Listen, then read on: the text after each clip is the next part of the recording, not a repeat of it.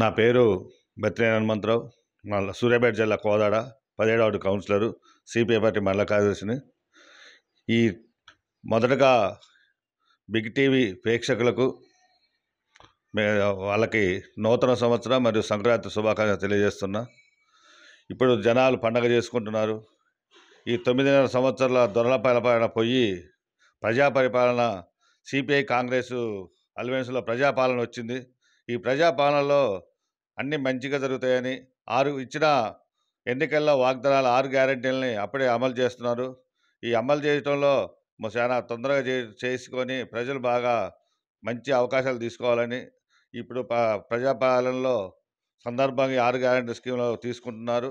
అందరికీ ఇల్లు, అందరూ మంచిగా ఉండాలని కోరుకుంటున్నా. అన్ని రకాలుగా మంచి చేస్తారని నేను ఆశాభావం వ్యక్తం చేస్తున్నాను.